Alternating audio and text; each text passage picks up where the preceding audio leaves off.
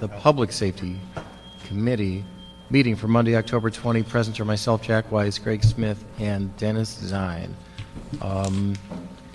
Colleagues, items 2 through 5 are emergency motions that are related to one another and are closely related to Mr. Smith. So in a moment, we will call all those will be the first items we call special, and Mr. Smith will handle those. Let me make some suggestions on possible consent items, colleagues. Item 6 is a contract amendment for the Metro Detention Center. It can be handled on consent if you both consent. Mm-hmm. Mm-hmm. Okay, item 6 is approved. Item 7, CAO report on a trust fund. Fine. That's right. Okay, that's approved on consent. Item 8 is a Prop Q report.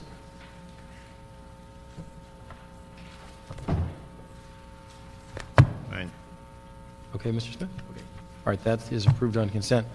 9 through 11 are PD recruiting reports, which if you have questions on, we can hold. If not, we can note and file them as part of our committee and going to personnel anyway, so it's good. They're going, yeah, that's Yeah. fine. Okay, so That's it, right. all right, so 9 through 11, I think that's it. Those are note and files, Sir. Mr. White. Thank you.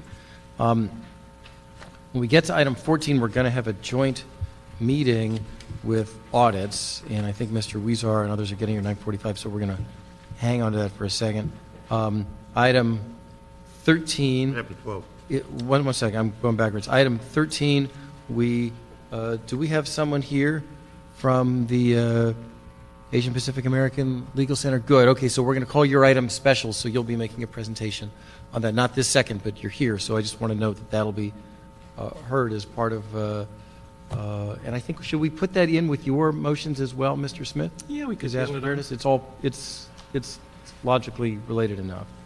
And then on item 12, we have fire department we'll wait for Mr. Weezar on item 12. I apologize to someone from the fire department who's here on item 12, a paramedic matter. It's a matter that is also of interest to Mr. Weezar. So are you all here on that? Oh, man. Well, give us a few moments. Maybe he'll be here soon, and then we can... Yeah, I saw him in the parking lot. He's coming up at 9:45. All right, so he'll be here soon enough. Thank you for waiting for a few moments. So those will be the ones that we'll hold on to, 12, 13, 14, and 2 through 5. So let's begin, as we always do, with our weekly DNA report. Mr. White. John White, City Clerk. Item 1, Police Department to present verbal reports relative to the status of DNA testing, backlog and cold hits, and other DNA-related matters. Good morning. Greg Matheson, Los Angeles Police Department Criminalistics Laboratory. Good morning. Morning. Actually, I have some very good news in our report this morning. We've shown a reduction in both the backlog of kits that have been requested or prioritized by detectives and the large backlog of previously unrequested sexual assault kits.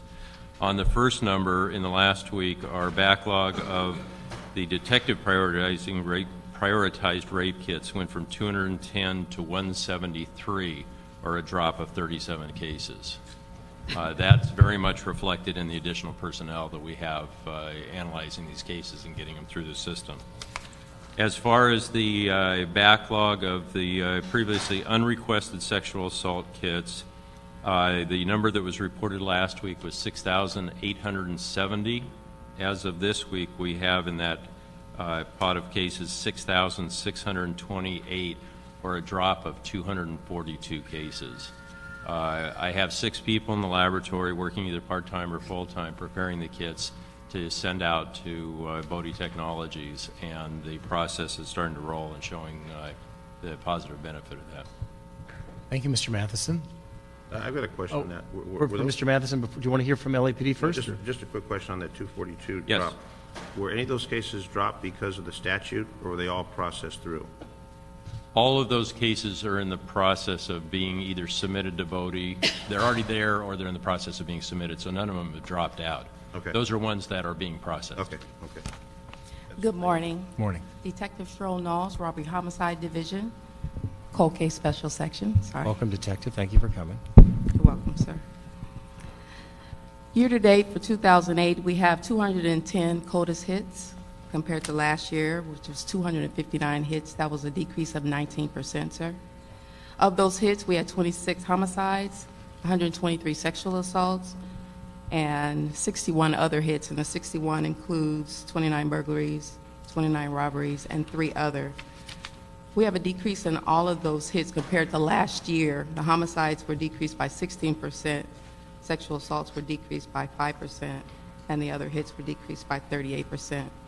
Of the 210 CODIS hits year to date, the Robbery Homicide Division is handling 79 of those cases, which represents 38%. Of the 210 CODIS hits year to date, 37 of those hits are fast track hits. Thank you. Thank you very much, Detective. For the record, we're also being joined by Councilmember Ed Reyes. Colleagues, are there any questions on the weekly presentation? Appreciate your coming in every week, regardless of the fact that the numbers are still intolerable. It's my hope that in the coming few weeks, with the release of the financial status report, that some help will be on the way. It's my hope that we'll get everybody to agree with that. We're talking, yeah, yeah, and okay, we're talking and we're close, and it's a democracy. That's right. But I appreciate very much that you come every week to keep the issue front and center before decision makers. Great. Thank you. Thank you for coming. So, Mr. White and Mr. Smith, items 2 through 5, and as I said a moment ago, is it item 13, Mr. Smith? 13, yeah. 13 is a Related. Weezer Smith motion regarding disaster preparedness in urban immigrant communities. Why don't you call all of those items, Mr. White, and then we're going to turn the hearing over to Mr. Smith. Item 2, Emergency Management Department report and Department of General Services to present verbal report on an inventory of city buildings that will be open to the public in case of disaster pursuant to motion Smith-Reyes. Item 3, Emergency Management Department report relative to the feasibility of requiring gasoline filling stations to have backup emergency generators pursuant to motion Smith-Zine. Item 4, Emergency Management Department report and Department of General Services to present verbal report on the actions necessary to equip every city vehicle with an emergency kit and fire extinguisher pursuant to motion Smith-Gruel. Item 5, Emergency Management Department report relative to the city's response to the July 29, 2008 5.4 earthquake and lessons learned for future earthquake preparedness pursuant to motion Gruel-Smith-Labange. And item 13, Thomas Rivera Institute and Asian Pacific American Legal Center to present verbal reports relative to disaster preparedness in urban immigrant communities, and the Emergency Management Department, Police and Fire Departments, and the Human Relations Commission and Mayor's Office to present recommendations for ensuring that all communities in the city are prepared for future disasters pursuant to motion Weezer Smith. Mr. Smith, it's all yours. Mr. Featherstone. Morning, Council. Morning. You want to give us just a quick report on what your response is to the motion? Yes, sir. Jim Featherstone, General Manager, Emergency Management Department. Item 2 was dealt with the city buildings used as a refuge area in case of disaster. And before you have a written report, Rec and Park supports the use of facilities already designated with that function within the mass care and shelter plan. A lot of these facilities that have already been listed in the plan have been surveyed. Some of them even have pre-positioned supplies and equipment. And they've done that in conjunction with the other departments we have in our mass care and shelter function down the EOC now, which is Rec and Park, LAUSD, and American Red Cross. Shelter supplies are already distributed at these facilities, and they've been determined as to be best suited for refuge areas. The Civic Center facilities are needed initially for employees to start recovery and reconstruction effort, and also to see how basic core services can be integrated into the response effort. Jim, I have a question for you. Yeah, I was kind of troubled by this comment in the report. It says EMD indicates that precise location of pre-identified facilities are not made public for security and public safety concerns, and because not all disasters warrant the use of identified facilities. Yes, sir. If we want people to go to these places, why are we keeping it a secret? Security, I understand security concerns for some of them, but when we want people to go to parks, people know they're parks. I don't see a security value of saying, let's preserve these and hide these from public view.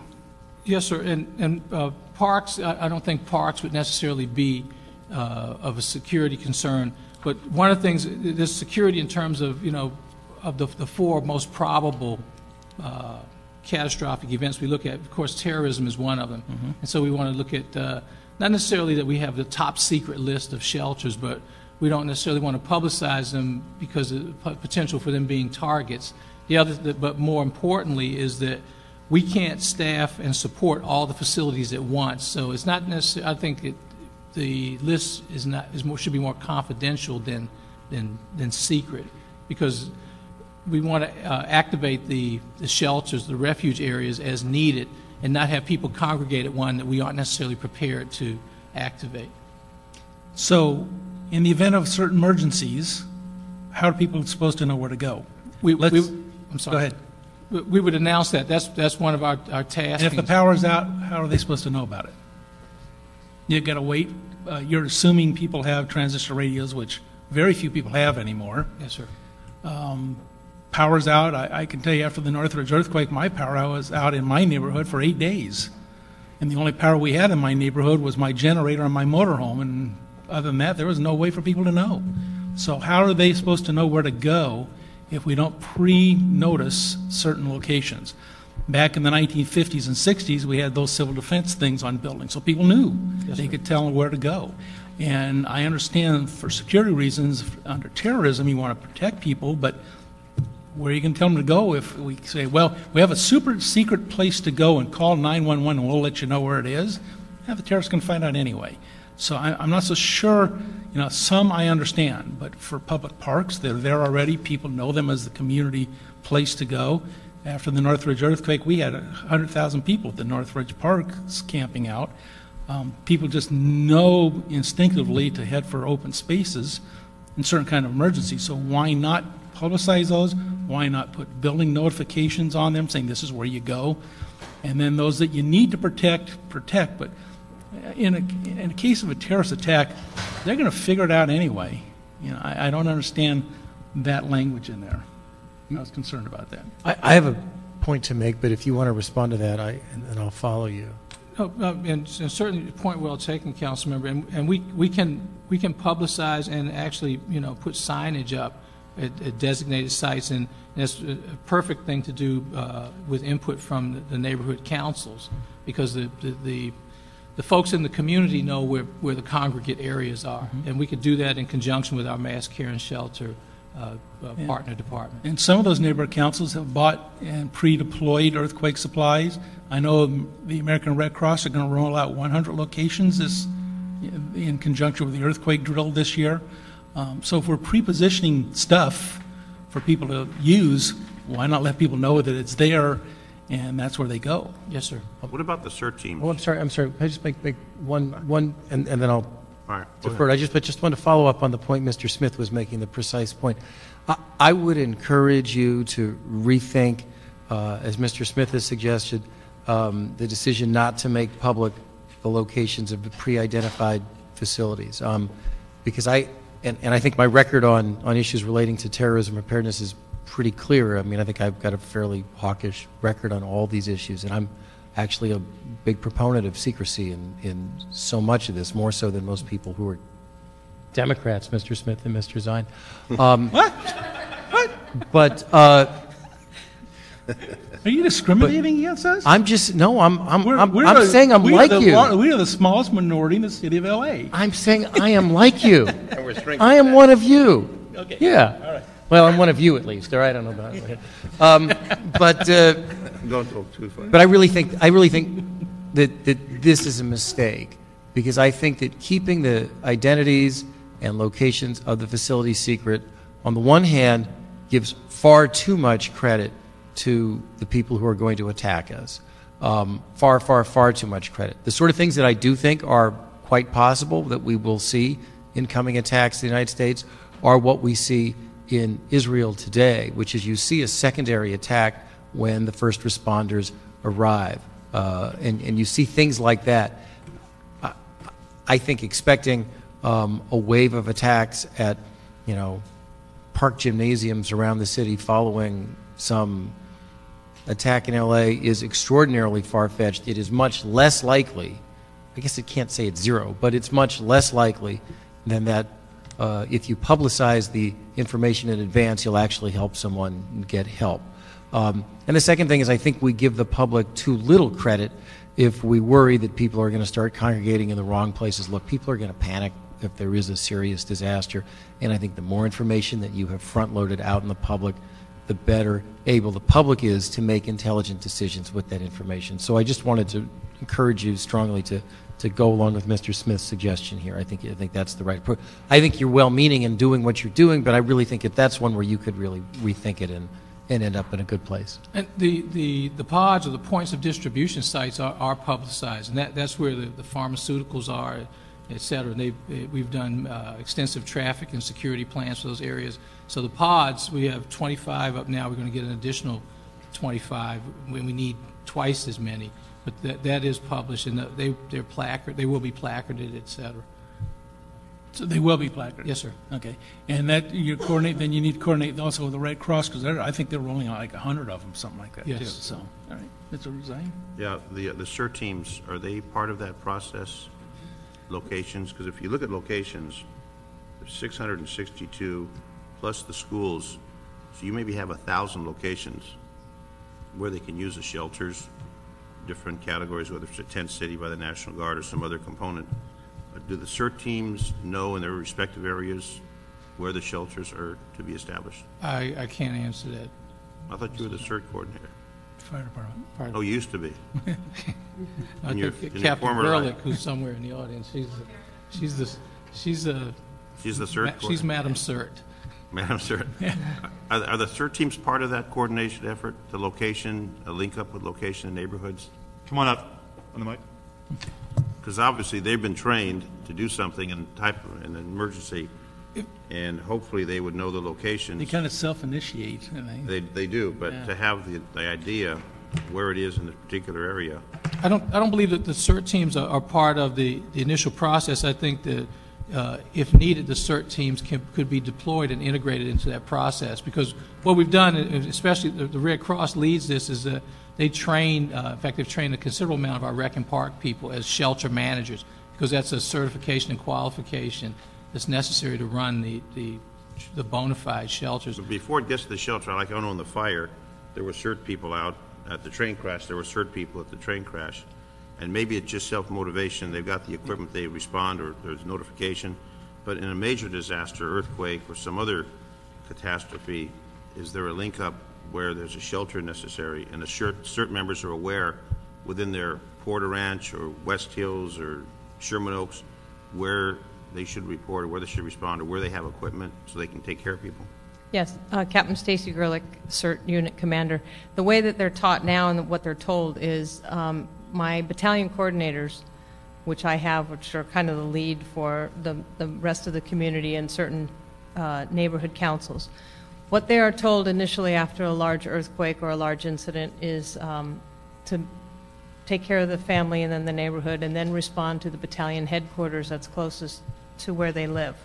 And that they know where those locations are, and they're given a map, and they're given the directory, the fire department directory. Now, just to mention what you had brought up about the Metrolink, some of the issues with that is that these people are very enthusiastic, and some of them certainly live in the area, and it is natural for them to respond. I did do a call out and asked for an organized group to go to the Metrolink. So that was one aspect of it, and they waited until they got that notification to show up. In the large earthquake scenario, it's going to be a little bit different. And in terms of the sheltering, what they're told really is, for the first 3 days following the event, they're going to be doing what they've learned in CERT. And given around that 4th day and after that, they're going to be going then into the shelter areas with the Red Cross and facilitating, helping those people there. Now, they don't know of pre-designated areas per se. However, they do know that the LA Unified schools are primarily used for sheltering areas, and they are well aware of that. And we work very close with the Red Cross, and we have established a much better relationship with them in trying to integrate all of this information, because it is really involved, and each and every time we have an incident, whether it be a local catastrophe like the Metrolink, but we're really looking at, the widespread, more, global, if you will, situation. But the CERT people are well versed in the expectation and where they should go. But I think that certainly Mr. Featherstone and I could probably work a little bit more closely and put some of these things, together and tighten it up so that we have a little bit better cohesiveness between the two. And then we can certainly, and the outcome would be much better. Because I know that I went to the high school where the relatives were at the train crash. And there were some CERT folks there. That was basically run by the police department. But it seemed there are a lot of opportunities for the CERT people to assist with some of the logistical issues that came up. Because you've got relatives, people trying to identify if their relatives on the train or not on the train or the hospital. They serve a vital service. I'm just trying to see when we're utilizing them in an incident, whether it be the fire, the train crash, the major earthquake, that there be that cooperative effort so they're part of the team versus on the outside trying to look in. And we are utilizing them more and more, as you are well aware. One of the things that I see is that we have the mayor's crisis response team. Then the fire department has critical incident stress management team. We have a lot of teams that have similar titles, and I do believe that we really need to look at that and tighten things up better. And as far as the CERT people, many of them, when they finish the CERT program, go ahead and get involved in the mayor's crisis response team, and they certainly go through further Red Cross classes, and they become more educated, and they are really good resources for us. But what needs to happen is we need to identify how we want to use them, and then be very clear as to what they can and cannot do, or should or shouldn't do, because that becomes an issue as well. There has to be the accountability there for them, because it's difficult to control those convergent volunteers that we get, and then have somebody there to sort of corral them so that they don't all just approach the command post, which was an issue that happened. It gets overwhelmed with it. And the other question I have on that, when we're talking about incidents where you've got the individual, the family members, you also have the animals. Yes. Is there any coordinated effort between animal services and emergency management when it comes to, like I know the fire, Pierce College, which was a rescue point for horses, they ran out of space and they sent them to Ventura. But you've got all kinds of animals in the valley, not only horses and chickens, but a ton of other animals. Is there a coordinated effort with animal services? Also, the people trying to go in to rescue those were caught in the traffic jam with everyone else. Is there any kind of assistance or coordination between your department and rescuing animals? Absolutely, not necessarily rescuing of animals, but I apologize, I failed to mention, part of our mass care and shelter function, the team of agencies there is Animal Reg. Animal Reg, LAUSD, American Red Cross, and Rec and Park are part of it. And we also are looking for, we'd like to include Department of Disabilities, so we cover the scope of what we're looking at now is becoming a family assistance issue, whether it's individuals, we're saying families in general, because the sheltering and the reunification aspect. But animals, back to your specific question, Council Member, yes, we are working. Animal Reg was very, very involved in the fire issue. In fact, part of the every 2-hour briefing was, okay, what's the status of the shelters? Got to the point where they actually were going to Ventura to shelter animals. So very, very involved in our mass care and shelter. Mass care and shelter for us isn't just humans, it's the animals also. Someone goes to a school and they've got their 3 dogs. Are the dogs then permitted at the school, or are the dogs shipped somewhere else? It depends on the shelter. Not all the schools won't take animals because the schools have a responsibility later on. They can't bring the animals into the school because of health issues. But what Animal Reg will do is bring out, if available, if they haven't used them somewhere else, is their portable kennels, which they'll have slightly off-site, or they'll redirect the people, if possible, to a shelter that will accept animals. Okay. Any other questions? Mr. Rice? When we look at the layout of Los Angeles geographically, and you look at the location we have the most parks versus the locations that have a fewer number of parks, then you look at the numbers of people per square mile and the incredible difference in certain pockets in the city. How were you able to look at those imbalances, and how does emergency response address that? The shelters are based on demographic surveys in terms of the population density, and the shelters are placed, the shelters and the pod sites are placed where they have the most benefit for the most number of people. And also on the facility, what we're looking at a shelter, we're looking at a mid-range care facility. So we're talking, there's a big difference between designating a park as a shelter and designating a school as a shelter. Also have to look at what facilities are there. Do they have facilities, bath facilities? Do they have just lavatory facilities? Also accessibility for not just special needs persons, but also vehicular access to maintain or to be able to sustain the site. So there are a number of things that go into. So it's not a complicated formula, but it's complex in terms of what's designated as a shelter. So do you feel that, given these numbers, you know, in my district, up to 70,000 people per census tract, if you average out the square miles, I mean, that's different from other parts of the city where the average is about 8,000. Yes. I mean, that's a huge disparity. You're saying that the calculations and the explanation you just gave me will address that type of volume when you do have a crisis in these different parts of the city? Yes, quantitatively. Yes, I mean, because then we also have to look at cultural differences also. And that's what we're given the formulas from different aspects of our profession. So what we have to do, understanding and knowing the city, is we have to skew the numbers slightly based on cultural issues. In certain parts of the city, people will take their gold card and shelter themselves. So we may not need as many facilities there from a qualitative or subjective perspective. But certain parts of the city, people don't have the opportunity or the luxury of the gold card evacuation, and we may come to a certain number of shelters based on the quantitative process, but we may need to fudge it a little higher based on cultural and economic issues.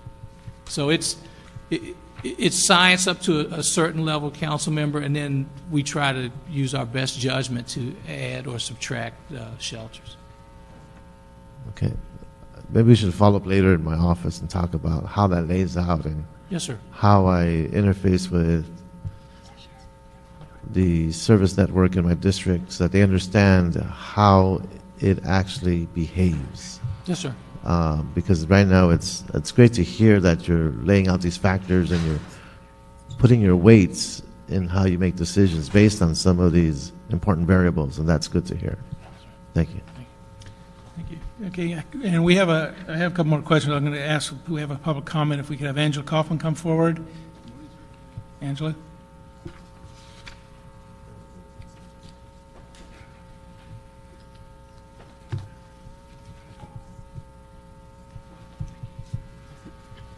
Good morning, council members. My name is Angela Kaufman. I work for the city's Department on Disability. And I understand that the issue now is that we have designated mass care shelters. Our department is strongly recommending that all of those shelters go through a Department of Justice review for the accessibility guidelines that were provided in 2007. before we continue along the way that we're going. Thank you. That was going to be my first question, so I'm glad you brought it up. Jim, do you have any comment on? In fact, yes, Councilmember, and it's kind of what Councilmember raised. My answer to him is that quantitatively we can do the calculations and we can access or assess the sites. But what we actually do need, and Ms. Kaufman's right, we do need better eyes on assessment of the sites relative to disabilities and a number of things.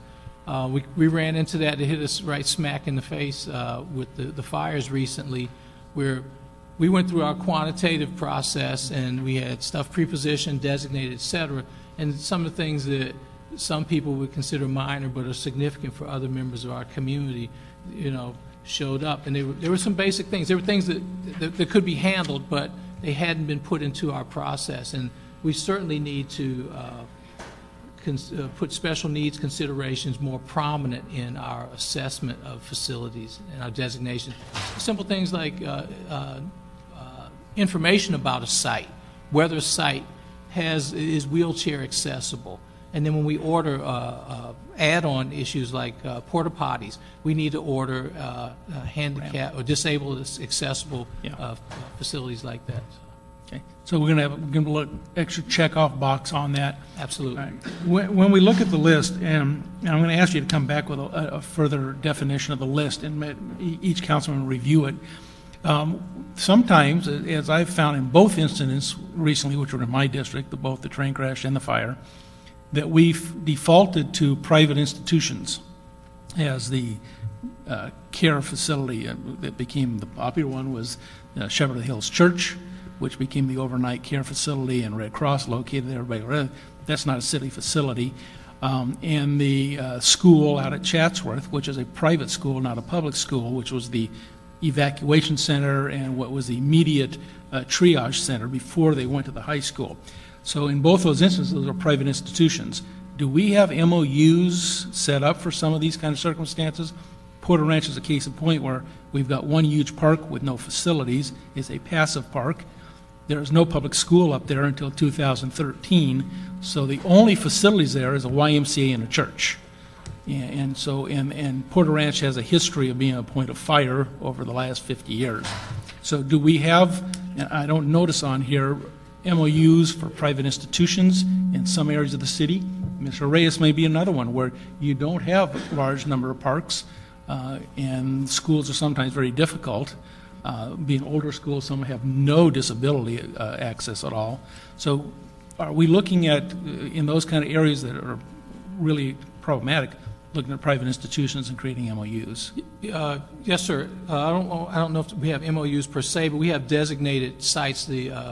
The church that we used during the fire, that was the incident commander actually wanted to use another facility. They wanted to go to a school or something. It was a facility, a city facility nearby, but Red Cross, Rec and Park, and LAUSD had already agreed that the church that was ultimately the big site was the best site. It was already set up. They had a plot plan. They had a process in place there. So there is a list of designated sites. Okay. What I'd like to ask you to come back to us with is, one, a list of all the sites to make sure they're geographically well dispersed. Show it to all the council members, let them, because they may have specific knowledge of certain institutions that don't work or that other ones we ought to be looking at. So I'd appreciate if you'd circulate a list before we finalize this of what will be public. Secondly, look at signage and how we let people know the major locations in the districts. And finally, the last thing, what really prompted this motion originally was the heat issues of 2 years ago, and Mr. Zine in my district in particular. My district seems to be disaster central lately. So, and that was, we went to open, and the mayor announced we were opening the Wilkinson Senior Center for a location site with air conditioning for seniors in particular, and nobody knew about it in the department, and there was nobody there to open it. And so how do we go about knowing who the contact person is, what their constant phone numbers are, what's their cell phone number, what's their home number, et cetera, and who do we call if we want to exercise that facility and open it, like in the case of the heat problems we had. Cooling centers. Yeah. Where are those cooling centers? And how do we, as a council district, how do I pick up the phone? Who do I call and say, let's open that center up?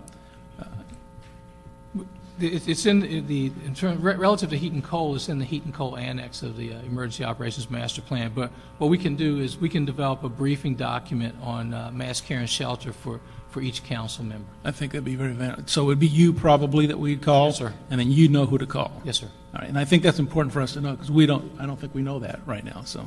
No. I got a follow-up.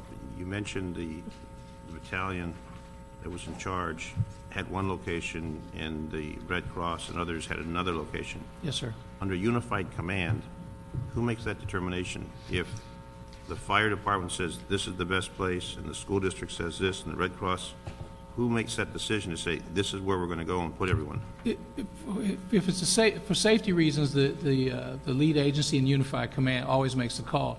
But ideally, what the unified command will do is present the need, an objective of they need a family assistance center set up. Then we would put together we'd have the mass care and shelter functions of the departments I've mentioned earlier. We'd get together and say, okay, our closest locations are ABC. Run that back by the unified command. The unified command says, okay, that works for us, or no, we need to come up with one a little closer or a little more east or west. So ideally, it should be a quick, couple of minute conversation about what the sites are. But it works best, as we saw with the church this time, it works best if the unified command can go with what the mass care and shelter team has already pre-planned as a shelter site. Are you part of that mass care? They work as a part of the EOC. They're one of the functions in the EOC. Yeah, but under your command? Yes. So you're all linked together somehow? Yes, sir. So you have the discussion, then you go with Yes. the best recommendation? Well, at the train wreck, I got a direct call from Chief Mottram. He says, Jimmy, we need family reunification. Got it. And we started moving. There was a disconnect in terms we ended up with not necessarily the piece of real estate that the mass care and shelter folks wanted, but we ended up working with it.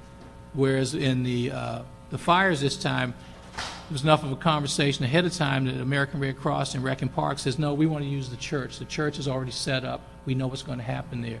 So it worked in both instances, and both of them are a good example of sometimes we have to do things on the fly. Sometimes we can actually fall back on the pre-plans. You like to have the pre-plan, but oftentimes it is on the fly. Right. Yes, sir. As what happened with the train crash, the location and the school right there and the triage area, and you make the best of what you have. Yes. But if we have the plans, sometimes the best plans don't fall to the standard, and then something else implements. The plan is usually a point of departure. At least it gives us a place to start from. And in the case of the last question, and we'll go on to the next item, in the case of the train wreck, when we utilize a private facility like that, school, do we assume liability for damages then? Yes, sir. Well, I don't want to misspeak because we're still dealing with the recovery and reconstruction from the train crash. Mm-hmm. We assume a certain amount of liability, and our question is how much of the private entities' crisis management plan or process need? When do they come in and when do they take over? I don't know. That's probably up to the attorneys. We'll ask you that question. Have you looked into it? I've had a request from the school because they had tremendous damage from the helicopters landing on their field. Their field's ruined. Also had a lot of blood damage that was spilled onto the facility, and they can't utilize it now, so it's contaminated. So now they're saying, what do we do? Who do we turn to? So we'll get together with you on that. Yes, sir, we'll talk about it. Okay, we'll talk off. All right, so item number 2, you have the instructions we've asked for. Did you want to continue it until they report back with that? We'll continue for a report back on those 3 items. One is the disability issues. Sir. 2 would be a follow-up list that we can review with the council members. And the 3 was signage, I think. Yes, sir. All right. Okay. All right. Item number 3. Item 3. Item number 3 dealt with gasoline stations. Essentially, to have backup generators. It's an extensive fiscal impact to city businesses. Yeah. Is there a way, and you notated in here what happened in Florida, and granted, hurricanes are a little different than earthquakes, but there's a similarity, and that is in Northridge we had areas of my district that had no power for up to 8 days. Others, good portion of my district had no power for 3 days. And so there is a power outage issue. And if we are getting, and I've had one guy who owns a gas station, I'm willing to do this, I want to do this. Is there a way to look toward a voluntary and a geographic disbursement? So you got every area of the city kind of covered of people that are willing to do this if we can get fees waived for them doing that.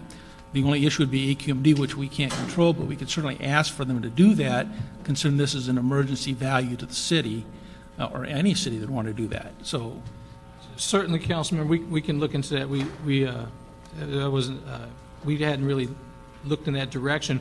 One of the alternatives we were thinking about, and this was after the report had actually been finalized, was one of the things we're looking at is recovery and reconstruction contracts set up ahead of time. And one of the things that we would have outside entities come in and do would be casualty power, to be able to come in and bring the people in certain areas back up with temporary power in the grids.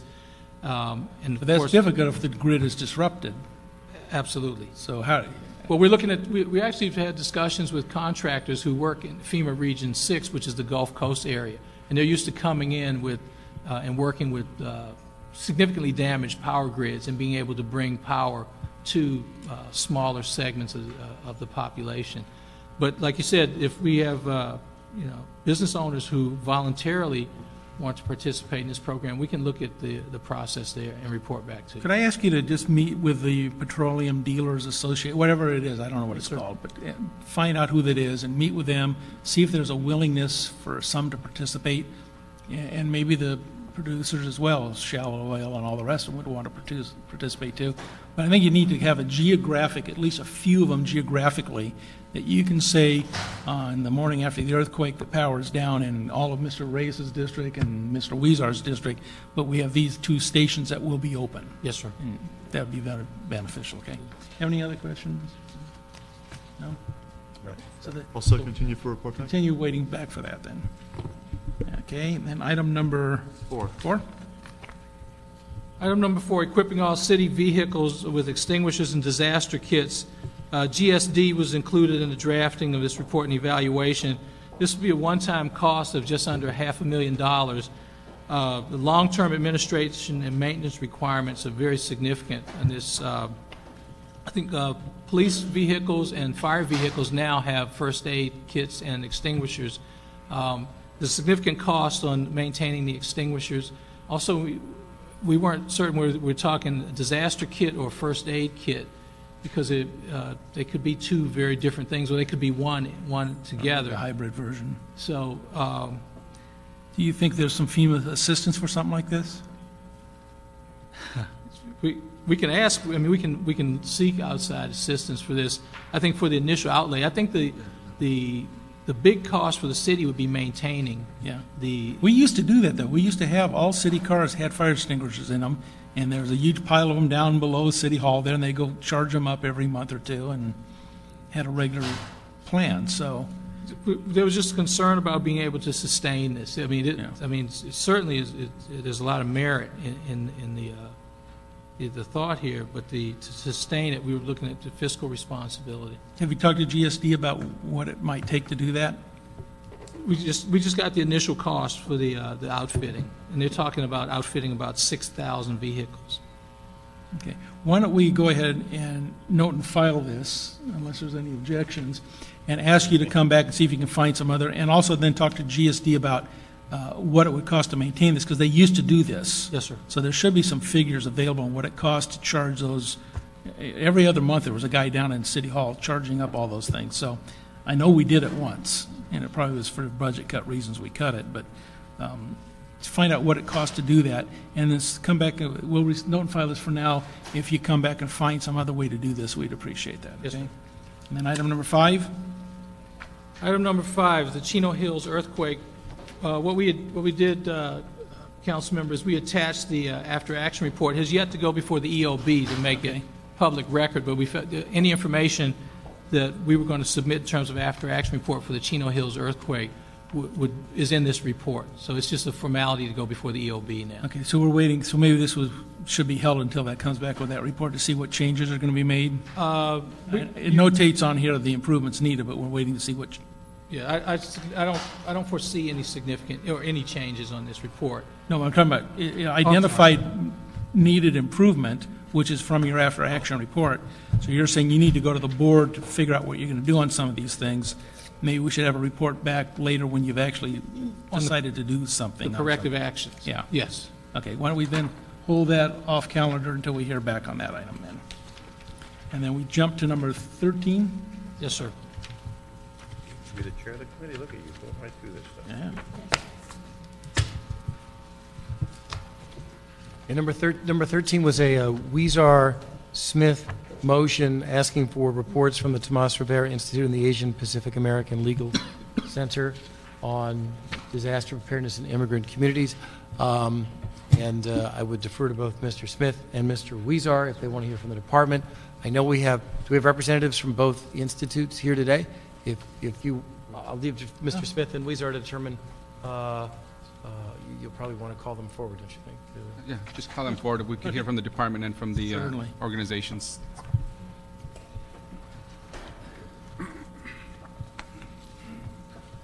By the way, don't take it personally, folks. These tables used to be together. For some reason, in preparation for today's hearing, they moved the tables apart. I don't know what that means. Plaintiff and the defense. Good. Thank you, Mr. Chairman, members of the committee. My name is Harry Patron. I am a professor of public policy at the University of Southern California and director at the Tomas Rivera Policy Institute. With me is Kimiko Kelly, research analyst with the Asian Pacific Legal Center, our colleague for this study. I want to first thank the members of the committee for allowing us the opportunity to share this report with you. I also want to recognize City Council Member Jose Weezar as well as City Council Member Ed Reyes for their help in helping us disseminate the findings of this study throughout the region.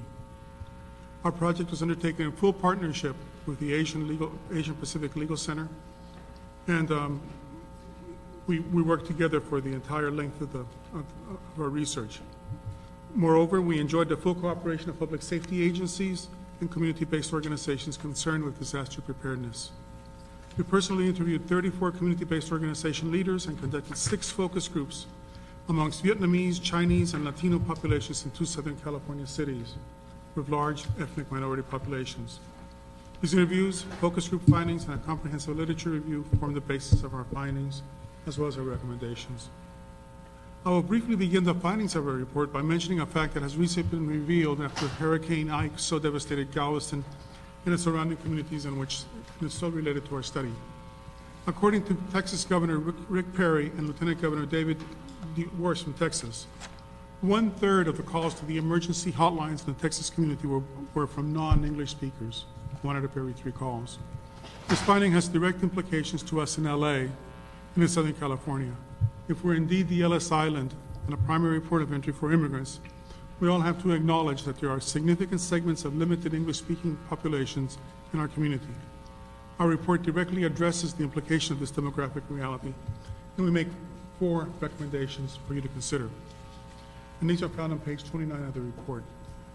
First, disaster preparedness personnel should evaluate the language needs of limited English populations in their catchment areas. And with the dynamism of the immigrant flow in Southern California, these areas change on a relatively quick basis.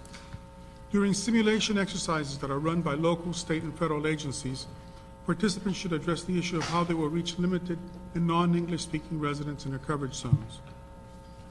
Number 3, working groups of community-based organizations to advise governmental disaster preparedness agencies should be established to provide input and recommendations in pre- and post-disaster language preparedness. Finally, and we're glad to see that the state has taken some leadership in this, disaster preparedness should be fully disjointed and that information disseminated in the community that disaster preparedness is different from immigration enforcement, and this information should be disseminated to ethnic immigrant communities. I want to thank you for this opportunity, for this brief presentation. I would like to introduce my colleague, Kimiko Kelly, who will talk about the project a little bit more. Yeah, I think Dr. Patron outlined pretty much the methodology of the study. We interviewed firefighters and police chiefs and other emergency services personnel to find out from their side what they see the need is. what maybe the gaps in services are, and they all say they, of course, would like to improve their ability to serve immigrant and limited English-speaking communities. There's definitely a big gap in services that they see as well. And then we had focus groups in language with community members to try to find out what would be the best way of communicating with them. And one of the most important findings we found was that the lack of use of the ethnic media, that all these communities really rely on the ethnic media for communication. So when you're talking about shelters and any kind of communication, they would be essential in using them for communicating to these limited English-speaking populations. And just as we know, we're very diverse here, just to reiterate that 1 out of 4 persons in Southern California is limited English-speaking, and that's even higher for LA County and then LA City. So it's definitely something that is kind of, we've identified as a gap in services. Whoever wants to begin the discussion, I'll tell both of you that your ears have probably been ringing for several years because what you write about, and I've just gone through the report, it's excellent, are precisely the issues that Mr. Reyes brings up on almost a weekly, if not a monthly basis here in this committee. I don't know if Mr. Reyes or Mr. Weezer, if you want to begin. Well, I'm interested in hearing from the department as to what their thoughts are on this report. We had a press conference not too long ago to alert the communities about what efforts the city is undertaking in light of this report, and I think we got a very good response from the departments. And in fact, Dr. Patron mentioned at the press conference that this wasn't a report that criticized our departments, but in fact just made some recommendations on how to improve what we are already doing. So I think that's important. So I'd like to hear from the departments as to what your thoughts are on this report. Yes, Councilmember,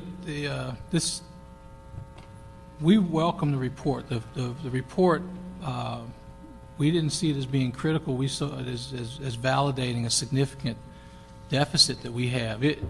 I mean, you know, I'm a public safety professional. It pains me to not be able to communicate with people who we can probably provide assistance to. We struggle. I have no translation budget, so to speak. Most of the hard copy materials and information we get through FEMA, American Red Cross, and Department of Homeland Security. We're fortunate that I have several members of our department who speak Spanish, and I also have a Korean intern for another year who's doing translation work there. But we have no dedicated translation budget. Our AmeriCorps volunteers, that will sunset at the end of this year, we use those members for outreach into the community. We're researching other tools. I met with a vendor recently who has software which will take text messaging and put it in not just a language other than English, but will also nuance it, whether it's medical information, business information, or disaster information. We're looking at that, but that costs money. We're working with several consulate offices to try to access them for translation assistance. Previously, we were able to access the Emergency Operations Fund to provide some translation services. That fund's been cut. You know, we're trying to get a public information specialist in our department because so much of our work is information management, whether it's informative information or directive information in a time of crisis. The language issue, I struggle with it. I mean, as you well know, the ballot goes out in 8 languages in this city. I'm fortunate if I can get emergency materials, hard copy emergency materials, printed in 2 languages. One of the things we did after this report came out was we introduced a motion to ask the CIO and the CLA to identify some funding for additional interpretation of those materials in several priority languages. We also asked for additional funding for more translation services at these community meetings where, in fact, the emergency preparedness is discussed. And finally, I think one of the things that this report alerted us to is it mentioned that one of the primary ways in which limited English proficient individuals receive information in the event of an emergency is through the media. So in order for us as a city and our agencies who are responsible to be in action at that time, is to ensure that we are communicating appropriately with the Spanish media, that we have those contacts, that to make it a lot more efficient and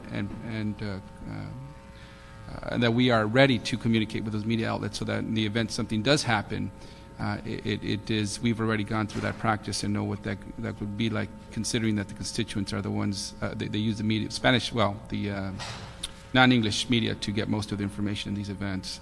So I understand that is happening. We're reviewing those procedures, and I think that's a step in the right direction. Sure. In terms of working with, I first want to congratulate both Tomato Rivera Center and Asian Pacific American Legal Center for your report.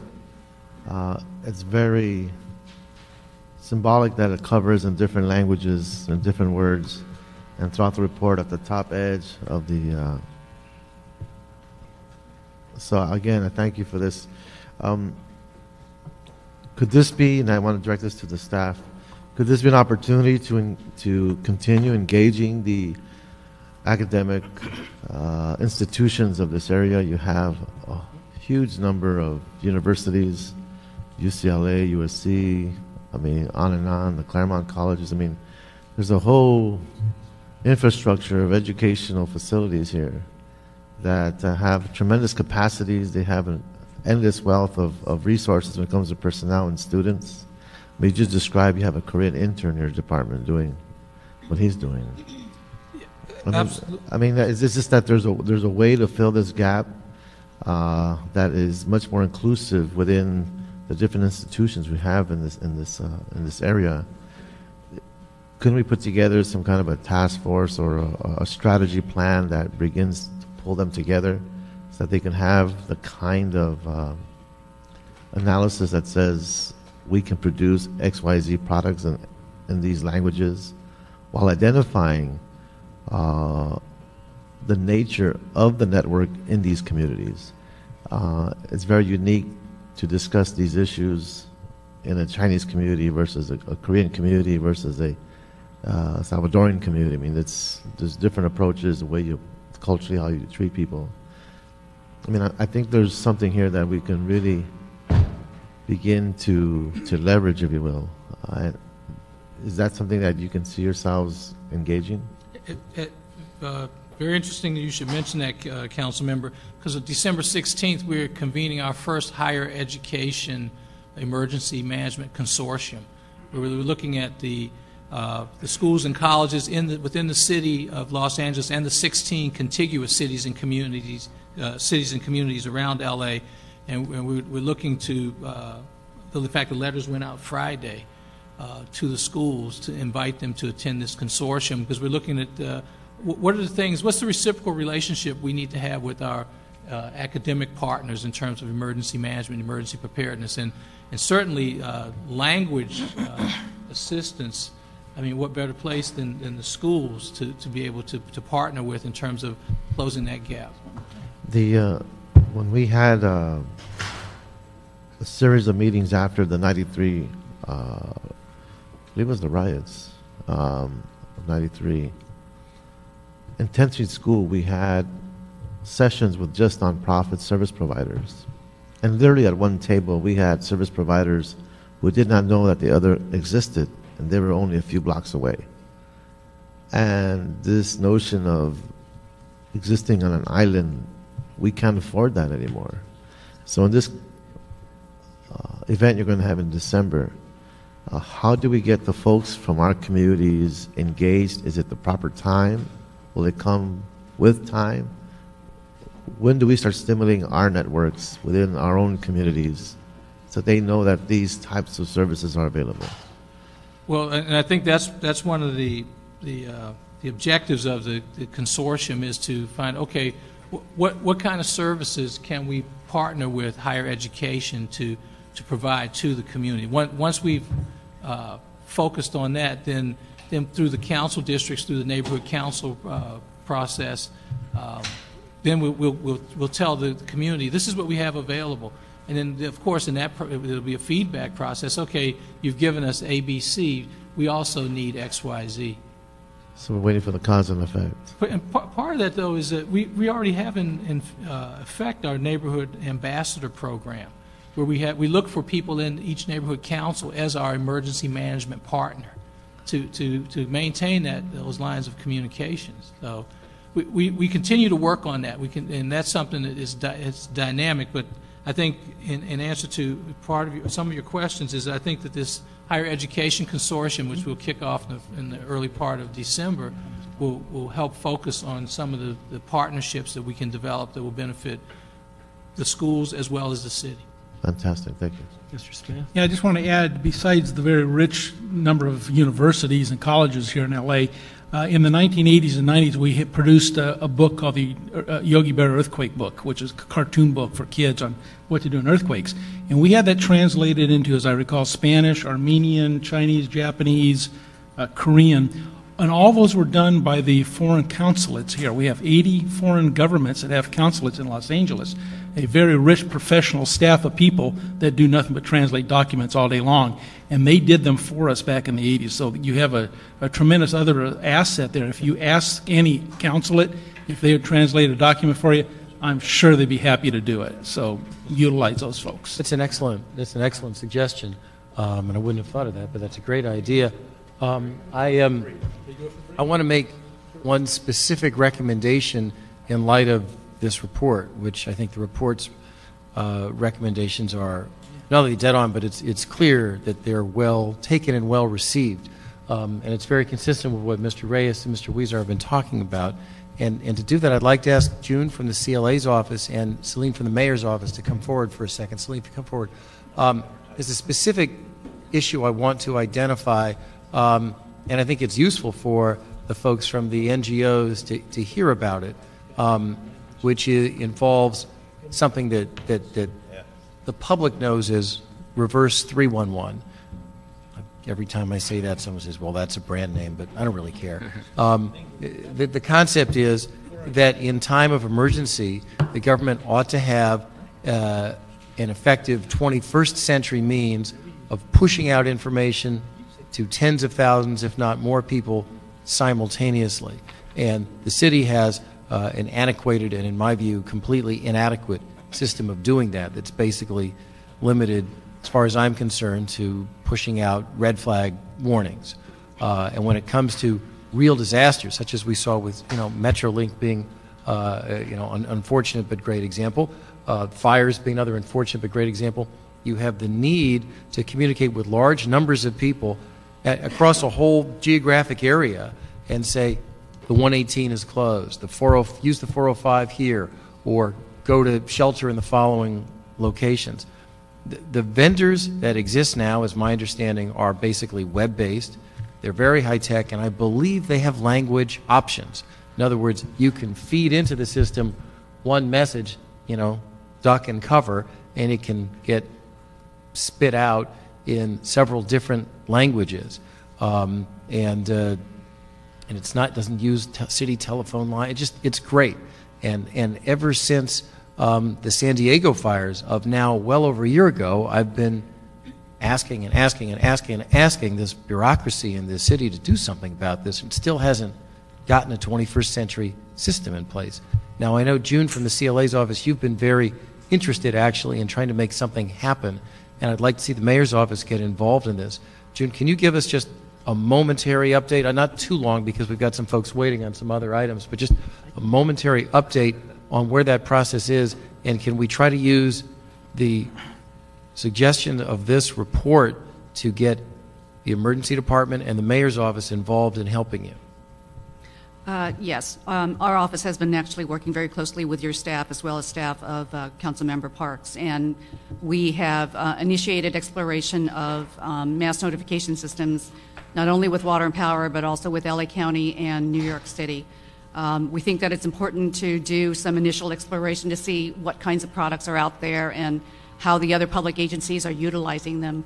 So we should be ready to come forward with a particular recommendation for an immediate procedure that we could follow, and with the possibility of piggybacking onto an existing contract. We also have a long-term interest, obviously, of going out to RFP to get other vendors to present their proposals to the city to see what would be most cost-effective. I appreciate that, and we'll look forward to having a comprehensive hearing on that soon at the mayor's office. Lynn, if you could become involved in that, I'm sure it's something that Mayor Villaraigosa would want to support.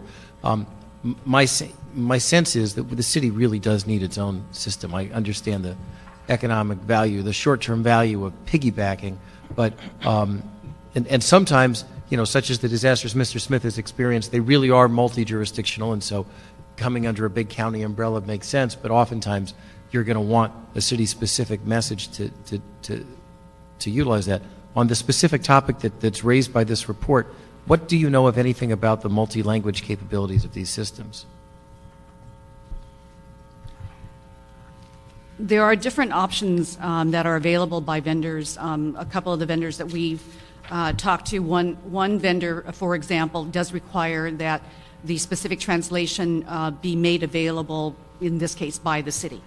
So it's not an automatic translation. Another vendor does provide, for want of a better word, sort of a robotic kind of translation, primarily in Spanish. I didn't get the sense that translations were available in other languages. So that's certainly something we would have to go into greater detail. Well, when you come back to us in a few weeks, as you say you're going to with this, and hopefully with the assistance of the mayor's office, let's layer this issue of language into your report, because I don't understand technologically or logistically what we're going to have to do to put into the system, but I do know that the output is going to have to be in multiple languages, and I'm sure you're not the first agency that's ever asked this question of them. So hopefully there's a response. Anything else on this item? Because we've got a bunch of folks waiting on the. I just had one other thought. Mr. Zine and I were speaking about this. Los Angeles Police Department gives a 5% bonus for language speakers. If they're proficient in the language, can write in the language, we give them a bonus. We never, ever, in my lifetime that I can recall, have utilized that in any way other than we know there's Spanish speakers available, but we never call them. In an instance, say we're having a call up for resources in Mr. Reyes-Huizar's district, LAPD should be putting out a radio call saying we need 12 Spanish speakers to report the command post at this location. Or in Koreatown, we need 12 Korean speakers to respond to this location. So we need to bring LAPD into this because they have a long list of speakers of foreign languages, Vietnamese, Korean, everything you can think of that's in this city is over there, and we pay them and never ever utilize that list, ever, that I know of in my life. So we ought to get that list. You ought to have it available, and that if you have a significant issue in a community that is a language-identified community, that we can go to LAPD and say, we need any of these officers available to respond to that are on today, to respond to the command post for this incident, and let them dispatch them accordingly. So there's a lot of resources out there. I don't think we've ever just coordinated, and that's the issue. And you raised a great point. I know the planning department also offers, they get some kind of percentage pay increase for speaking Spanish. So we should find out what the city actually has and maybe have those lists available, because what if we don't have enough LAPD? Probably a lot of departments. Then we probably can fold in other individuals who have that capacity. Well, that's a great suggestion. I'm sure they'll follow up. So we will, on this item, Mr. Huizar and Mr. Smith, this is a note and file, I believe. We'll note and file it, but we want to thank the doctor and the attorney for coming and prompting this important discussion, and we'll all follow through on these items. Mr. Chair, that information on the language is within LAPD and other departments. Can we get a report back on that? Yeah, we'll note and file the report from the Institute and the Center, but we'll keep the item here in committee so that Mr. Featherstone can brief us as is appropriate. On the language issue? Yes. If you could find out Yes, sir. from the police and other departments within the city, yes, sir, what language skills they have, and then that would be good for your department. Good to have. Thank you. And just as a reminder, there's a separate motion to look for resources to provide funding for more translation services and also funding to translate the materials into other languages. So that's a follow-up motion that we're working with the CLA and CAO on. Got it. All right. Well, thank you for that. Aren't you glad you came today, Jim? Yeah. I love my job. All right. You need a new position for all this. Featherstone is done. You like being a fireman, all right. too. Colleagues, what we're going to do very, very briefly is call item 12, and then we're going to get into the fire department measure. Item 12, please, Mr. White. You can do that call the item thing you do. Item 12, Fire Department along with CLA and CAO to present verbal report relative to the feasibility of establishing a paramedic training center operated by the fire department to serve the training needs of the department and the fire departments of other jurisdictions, pursuant to motion Weezar-Weiss.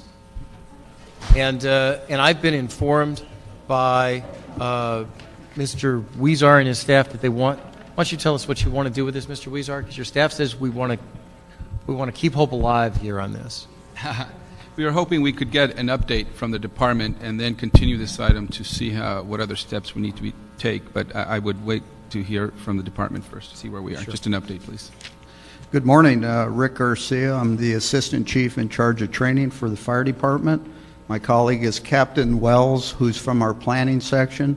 I can speak as to the merits of a proposed paramedic training within our training center, and Captain Wells can speak to all the issues relative to current staffing and projected attritions. First of all, the concept of incorporating paramedic training into our training center does have merit. We have done some staff work, preliminary staff work, to see and try and get a better feel as to how much merit. It doesn't come without some challenges. Clearly, there's some budgetary issues that go with that, and there are also some logistical issues, getting the training center ready and moving things around to accommodate that. Easily done with some support. The idea of having an LAFD paramedic training center, in my opinion, is not the best way to go. The best way to go, in my opinion, is to incorporate an established training institution within the walls of our training center. We have had preliminary discussions with UCLA, and that is who we use right now primarily. There are two major paramedic training institutes. That's Paramedic Training Institute associated with LA County, very fine institution, and UCLA. We are happier with UCLA at the moment. Not to say the other one's bad, they're not. We're just happier with UCLA. UCLA is very interested in partnering with the Los Angeles Fire Department and moving in. I spoke with them as late as 2 weeks ago. They are looking for a place to go to.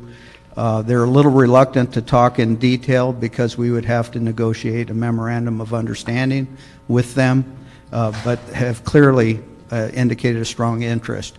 They can accommodate the increased number of paramedic training slots that we will need based on some increased resources and projected attrition in the future. And your recommendation to follow this path, is it mostly based on resources available, dollars, or is it just in terms of properly training the paramedics, is just a better route? Well, we use UCLA right now, so that's a proven quantity.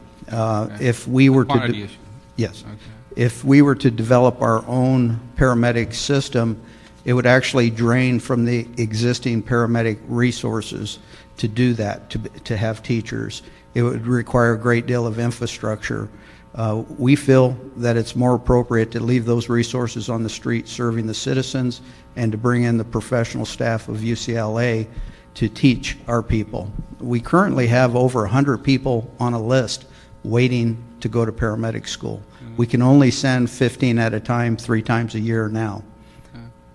When do you think would be an appropriate time to get another update after your discussions with UCLA to see where we are, if they could expand the number of slots available? Well, the discussions with UCLA are dependent on our green light to begin negotiations with them. And until we get that green light from our department manager, our Chief Barry, we have stopped that other than to have some informal contact with them. Great. Well, thank you very much, and thank you for your work on this. And Chairman, I would ask if we could continue this item and get an update at some future point in time.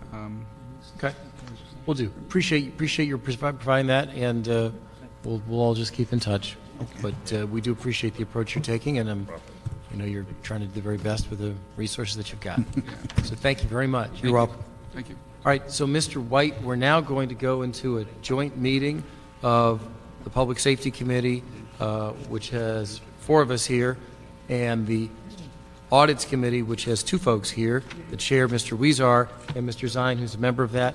So if you want to call that item thing, we can do that. Item 14, Fire Department CLA and City Attorney to present verbal reports relative to the implementation of Fire Department reforms and its Professional Standards Division and the steps necessary for authorizing an independent assessor position pursuant to motion Wizar, Hahn, Gruel, Cardenas, Zine.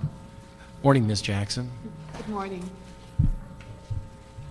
Take it away. I don't think I should be all alone up You won't. here. No, everyone else is here. But you step forward first, so you're on. The Board of Fire Commissioners asked the city attorney to make a determination and provide a legal opinion as to whether or not the Fire Commission has the power to create or appoint a position that reports directly to the board and is under the board's supervision. The answer to that question is no, and that information was provided to the Board of Fire Commissioners at its last meeting, which was on the 7th. The Board of Fire Commissioners, as you know, is a city commission created by city charter under Section 500.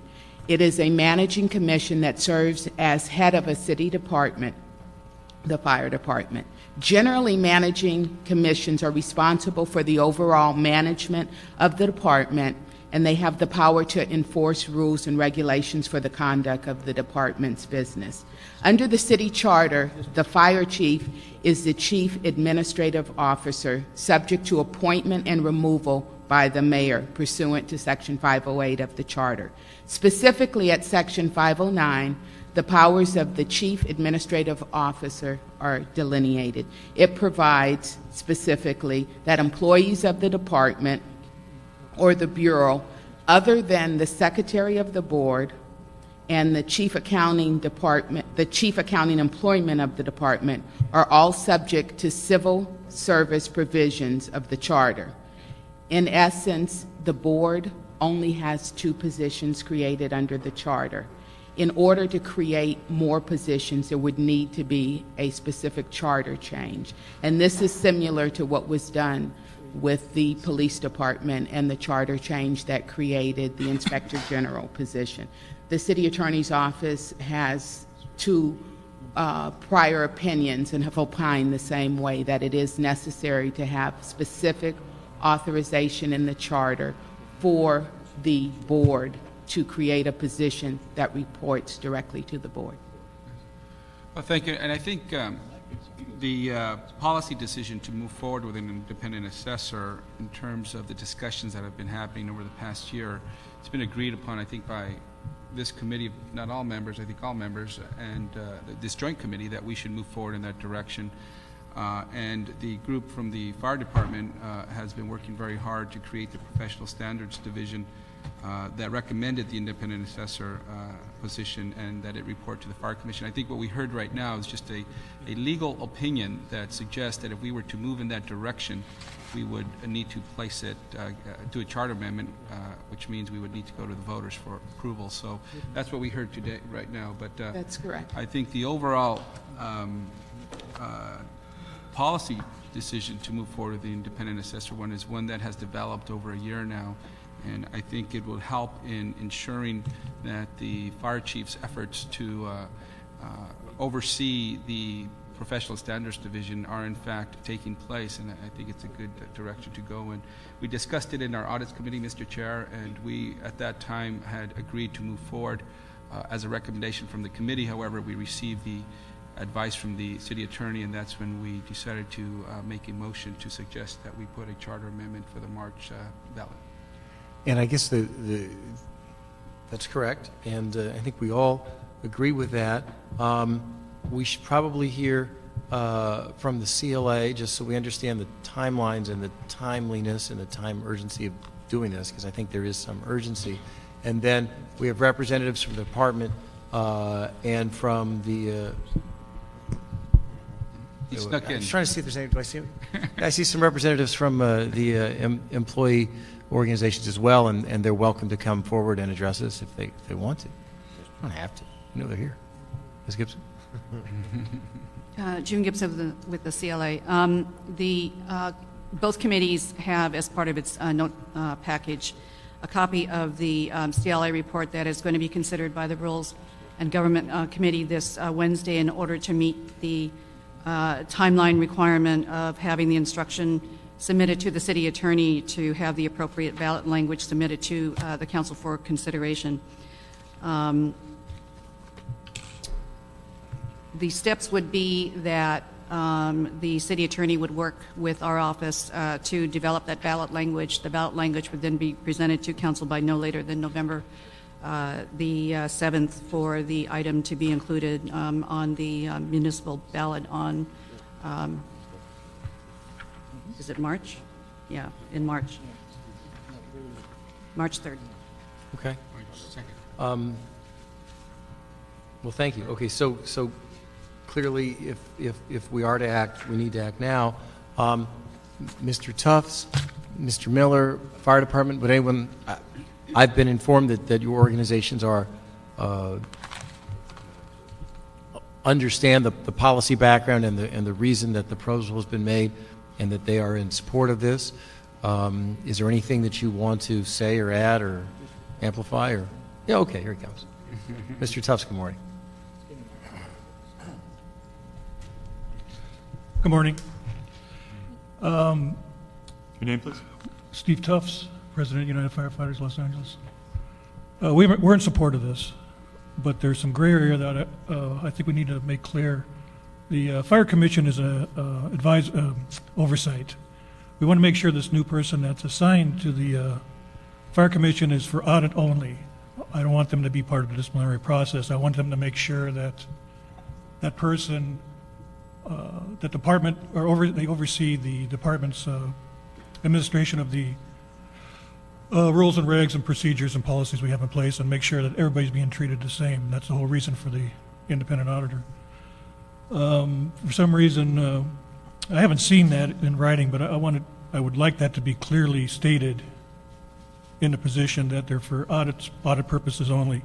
The other thing we haven't addressed is the impact that that's going to have on our professional standards, because if we have an auditor in there, they're going to be requesting documents and cases and everything else. Now, we may need more people in the professional standards to give that to the auditor. So there's a number of, and then who audits the auditor? That hasn't been talked about.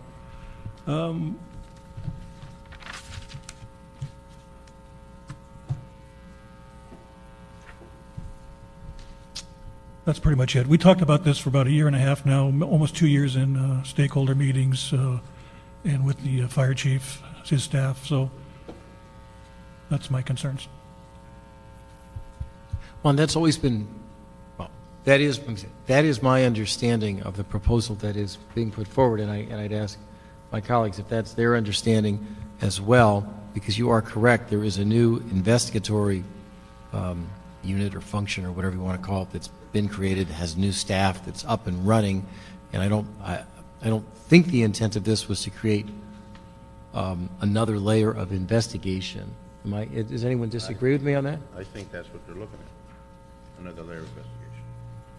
Okay, well then I think that needs to be, then colleagues need to state their views on this. Yeah, is the chief, is someone here from the department that has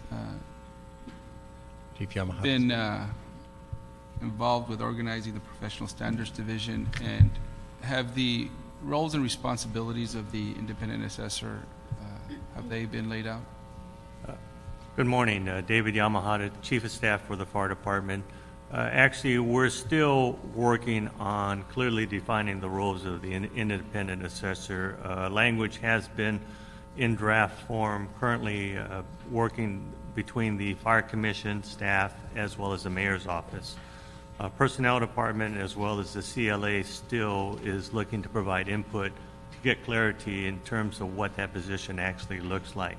In terms of what that position was supposed to do, the department agrees with what Steve Tufts just mentioned. As part of the stakeholder group, the consensus was that that position would be for audit purposes only, and to provide oversight to the department to ensure that discipline was being consistent in its application to the members. So it seems like the general consensus is that it will be only for audit purposes. Yes, yes. We did not want another layer in between. And can I ask for and I know we're not replicating the police department, LAPDs, but the Inspector General at the police department, do they have both investigative and audit powers, or are they simply audit? They got both. I think they do have both. Yeah, and they do both.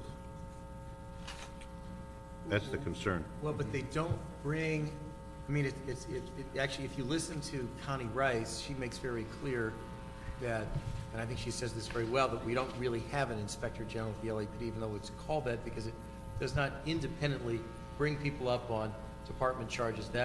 That process occurs through PSB and Board of Rights, and you actually have more of an assessor-type role, which isn't to say that they don't go in and investigate things, but they really don't do the investigations. They don't recommend charges or discipline against department members. So in name, we have more of an IG.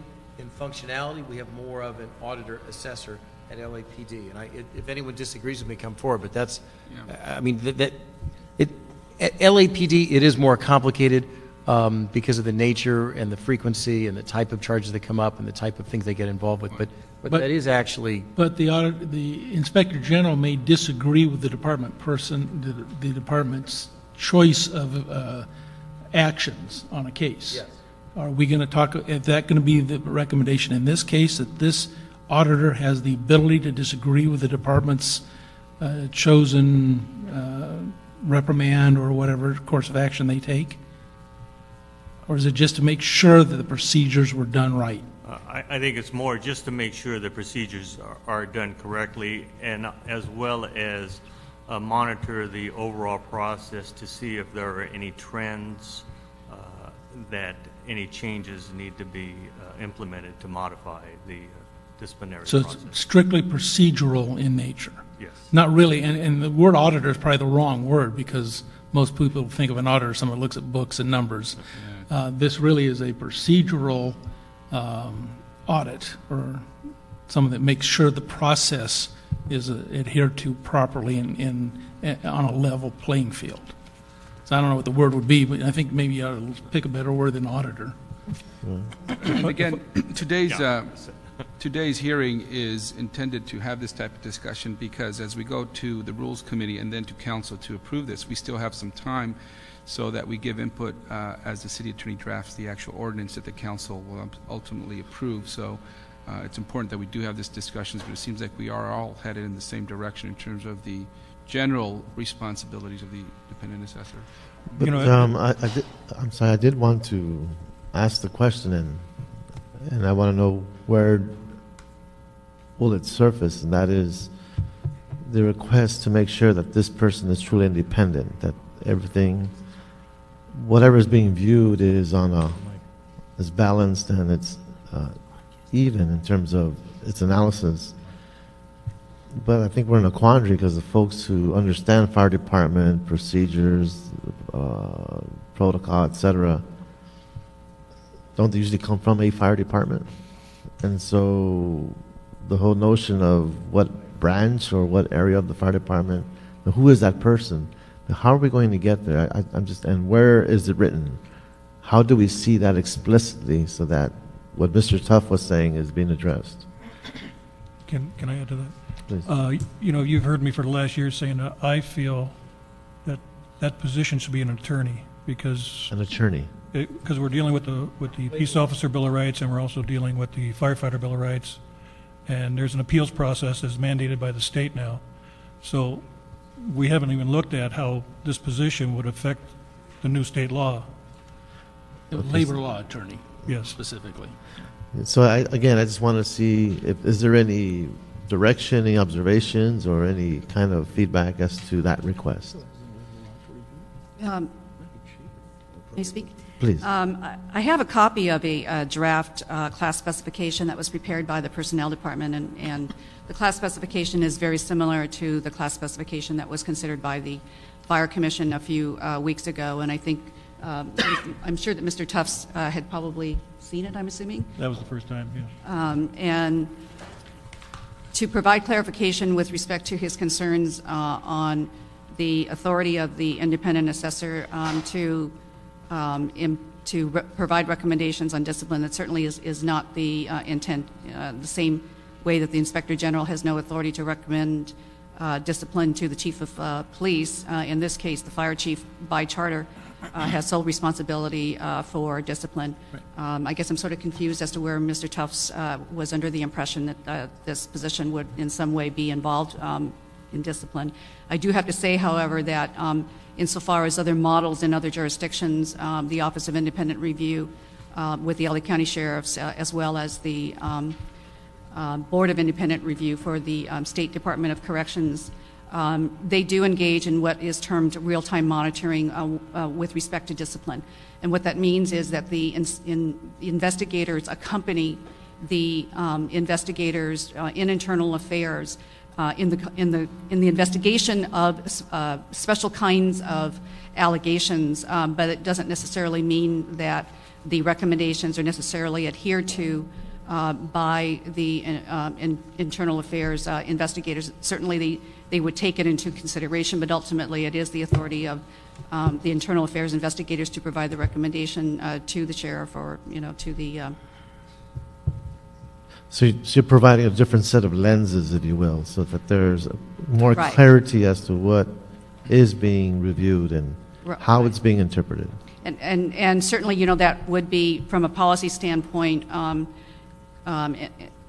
additional responsibility that the council may decide to provide to the independent assessor and his or her staff. And I do believe that currently the Inspector General in the Police Commission does on occasion also accompany the internal affairs investigators on certain high-profile kinds of allegations of misconduct. But again, the authority for imposing discipline still falls within the police chief, and there is no suggestion that that is going to be any different with respect to the fire chief. So I'm not sure whether or not that was the issue that Mr. Tufts is raising. Well, yeah, just the fact that she said high profile makes me think that, okay, it could go a different way.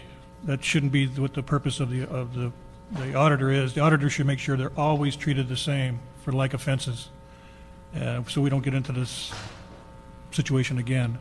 Can I comment that, in terms of real-time monitoring, I think that that's really the benefit, of having real-time monitoring, because if you have the independent assessor strictly involved in an auditing function, by definition, auditing means after the fact. So if you do have very high-profile allegations of misconduct, you certainly want to have an independent individual participating in the investigation and to monitor the recommendation for discipline to ensure that it is consistent with similar kinds of allegations that have occurred in the past. So, there might be some concern on Mr. Tufts' part, but looking at it objectively, I don't really see a downside to it. I really think it's a benefit to the city, a benefit to the department, as well as a benefit to the membership. So I have a concern about that. When you're talking about Inspector General, as the police department has, Right. versus an assessor, which basically is an auditor, when they're going out doing the investigation or monitoring the investigation, they're part of the investigation. That's not what we're looking at. Mr. Zamba, I was just hoping to hear from Mr. If I can hear Mr. Tufts' response, because I'm trying to get to what answer can we offer him in trying to create these assurances, because otherwise we're going to be, this will be. Well, the auditor, to me, is there to make sure everything is consistent. If that's the goal, then I'm good with that. I just don't want another layer of discipline or interpretation of discipline. I will point out, that's different, yeah. Councilman, I will point out that at the October 7th, 2008 meeting, the Board of Fire Commissioners did approve a job description, a draft job description of the independent assessor, and they did distinguish it and make it an independent assessor through the process, and it should be attached to someone's report where they do outline. And just to clarify, I take it that job description is consistent with what Chief Yamahata and Mr. Tufts have talked about today, that it is more in the assessor auditor sorts of functionality than in the independent investigator sort of functionality. That is correct. Okay. Yes. So that's what the Fire Commission itself put out, and that is, again, part of this process that everyone's been going through, right? Yes, sir. Okay. Mr. Zine. As I understand, and I've been interviewed by the Inspector General's office and the police department, they do investigations. While they do auditing and monitoring, they conduct. You want to tell us more about that? I was a witness, not the accused. Careful, Dennis. Careful, Dennis. Dennis, the statute has already run. Zine. So what happens is, when the investigation is complete and it's submitted to the staff for review and recommendation, those are the facts of the situation, the facts of the case. And I view this independent assessor as one who, at that point, when it's decided guilt, innocence, penalty, decides the circumstances. Is it appropriate? Is it standard? Or is there deviation? But when you're looking at independent assessor, branching out from that, and the investigation then goes one way or another, I think you're then falling into the focus of what the Police Department Inspector General, and that department within the Police Department has expanded. Inspector General had a couple of folks. Now there's quite a few people in the Inspector General's office.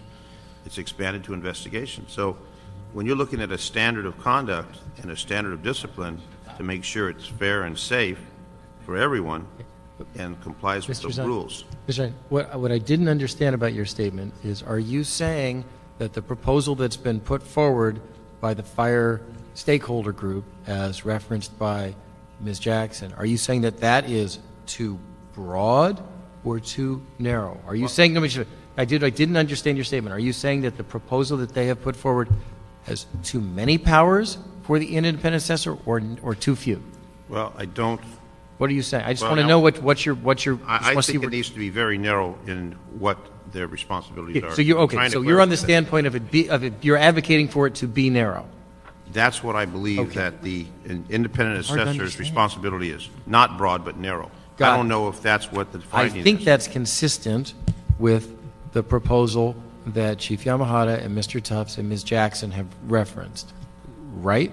Correct. We don't want them as part of the investigation. If they want to take and review the final or the results of the investigation, that's fine. But Ms. Gibson said they would accompany the investigators in investigations. No, what I said, Councilman, was that is a model that arguably is considered to be best practices at this point. That is what is done by the IG and the Police Commission on high-profile cases. That is what is done in the county, and that is what is done in the State Department of Corrections. I'm suggesting that as a model. If that is an issue that the council disagrees with, then they're part of the investigation. Then they're part of the investigation. But wait a second. Can we just the practice of how they do their job, whether it's best practice or medium practice or worst practice, that's not going to be outlined in the charter. No. What the charter can do is discuss the scope and nature of their responsibilities. And so that's what you do when you draft the charter, is to deal with that at the constitutional level. And then the practice is something that will evolve consistent with what the commission wants. Now, Mr. Tufts has made a point repeatedly that I think everyone needs to bear in mind, which is that as a result of what's happened over the past couple of years, we now have a new internal investigatory functionality and authority and staff and people who are now, and we met, the gentleman was here just a few weeks ago in committee, and so that's a new process, and I don't think any of us would want to do anything that would interfere with that process from going forward and being successful. And that's. Let me add this for a moment. Fire independent assessor handles special investigative assignments as directed by the Board of Fire Commissioners. Handles special investigative assignments. That's not auditing or reviewing. That's conducting investigation. That's exactly what the Inspector General does. And who determines if it's a special investigative assignment? Who decides that? The fire chief. So we find that one command staff has an allegation. Well, we'll have this independent assessor conduct an investigation. It lays it right out there. So they'll decide if the independent assessor is going to be conducting investigations. Handle special investigative assignments. That's conducting investigation. That's what the IG does. That's the concern. It's not an auditor. It's expanded out. But my understanding, and correct me someone if I'm wrong, is that they can look at these on a broad level. So like, let's say, hey, we feel that there's more discrimination on women. Why don't you go look at that rather than go look at this individual case that is being... That's not what it says? Okay, I'm not sure what you're... On page 2. Page 2, examples of duties. The third bullet. The third bullet down, handle special investigative assignments. On page 2, the third bullet under examples of duties. That's exactly what the IG does in the police department. That's not what we're looking for in the fire department. But handle special investigative assignments as directed, so by the fire commission. So they could direct them to say, go look at what, you know, the impact. Well, they are going to get involved with individual cases, but I don't think they'll be at the level that the PSD is doing it. They're kind of overviewing that all the procedures were done correctly and to give independent advice to the commissioners and then to assign larger investigative duties to look at what are number of Latinos and African American discriminatory complaints, et cetera. Is that was my understanding. Yes. We thought, but that's Councilman Huizar is correct that the intention is that the individual would not just be focused in on disciplinary matters, EEO matters, but would have a broader opportunity to also do investigations of, for want of a better word, sort of operational issues, maybe training issues. The intention is to give the individual sufficient latitude to be able to review or investigate certain issues of concern that may be raised by the Fire Commission. That's not different than, I'm not sure whether Councilman Zine has a concern about providing the independent assessor a broader range of responsibility than just an auditing function. Arguably, you know, that could be deemed to be an audit of some type. Similar to a request, as I read in the LA Times this weekend, the Police Commission is asking that the Inspector General conduct an audit of what has occurred with the fingerprint classification issue. That's not inappropriate for the Inspector General to conduct a special investigation on. If something similar were to arise in the fire department, one would think that the Fire Commission would be interested in authorizing the independent assessor to conduct a similar investigation. Well, I just think that it's too broad, and it falls into a category where they may step on the toes of the professional standards that's charged with the investigations. Yeah. I think what you end up with the police department, they have internal affairs, professional standards bureau, and they got the IG, and sometimes they're doing parallel. I'm I have this one sentence on page 1 is very concerning. It says, it's down in distinguishing features. It says the fire independent assessor serves at the board's independent investigator and directs highly sensitive investigations, including but not limited to EEO complaints, discipline, charges of discrimination, retaliation, hazing, fraud, and corruption. That means, now this board may say we're not going to do that, but the next board could decide, you know what, we don't like what the chief's professional standards bureau is doing. We want to investigate our own on some of these cases and direct them to do that, because it says it's not limited to just those, but includes fraud, hazing, and corruption. I mean, those are the things that have really been a problem for this department. But you're empowering them to do that if the board so directs. Yeah. It opens the whole door open. And I think the point that Mr. Weiss brought up was a good one, which is that if we all agree, at least from the broad perspective, the constitutional perspective, which is our charter, to have this position, that's one thing I suggest we move forward with that. And we still have some time between now and we take the final vote to put this on the March ballot, that we discuss this with the commission to see how we could write this description, the responsibilities of this job, and get them to our intent, which is not to do these individualized investigations, and that we look at this a bit more closely. So let me. And I would just wait. Can I just say one thing? And I would just suggest, and I think, and Mr. Spivey was just talking about this, that these issues really need to be clarified before there is an ultimate vote. And I would really encourage all of you to work with the employee organizations here, because it's not. I'll just tell you my view, okay? And perhaps the council disagrees, but in my view, at this time, with a new set of professional investigators already on the job at LAFD. It is not my intent to make things more complicated for them while that gets underway. Because guess what? If we make things more complicated for them and that becomes a failure, then it's just yet another failure, right? And so we need to help incubate that and make it successful. The line item that Mr. Smith just read off, that didn't sound like what people were discussing here. So I still have a residual level of concern here, and I really strongly suggest that whoever's doing this drafting include the employee organizations in the process, because otherwise it's not going to fly. Mr. Stein, sorry to interrupt there. It's okay. If you look at the police department inspector general, just substitute the police department independent assessor serves as the board's independent investigator. And what they're saying here, the fire independent assessor serves as the board's independent investigator. They're the independent investigator, same as the inspector general from the police department. And if you look at the complaints from the fire department versus the police department, excessive force and shootings, etc., you look at the category of complaints here, I would suspect those are the majority of the complaints that come to the fire department versus use of force and pursuit and this and that and the other, the police failed to qualify, etc. When you look at the categories here, they're now going to have this independent assessor doing investigations when they deem doing investigations, not doing auditing, not making sure the investigations are fair and impartial. So as Mr. Smith says, and what I see on the second page, examples of duties, it's too broad, what I originally stated. It's too broad if you're talking about an independent analysis of investigations that are being conducted. So I think that broad aspect creates another internal affairs operation under the direction of the Fire Commission. That's not what we're looking for. Thank you.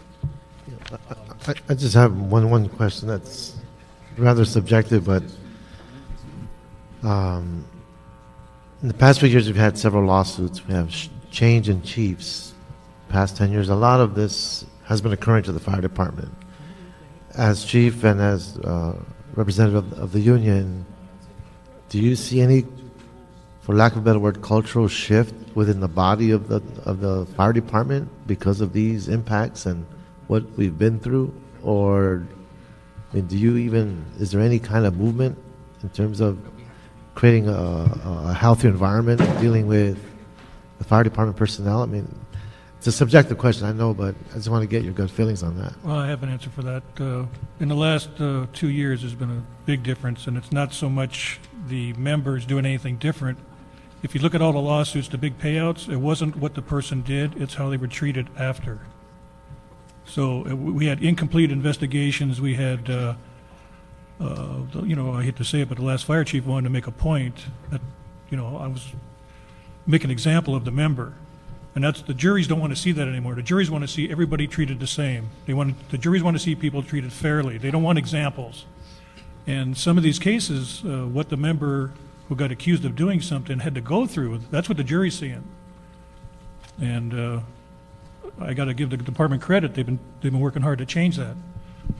Other than that, we only had a few cases that caused all the headlines. 99% of our guys are doing a great job.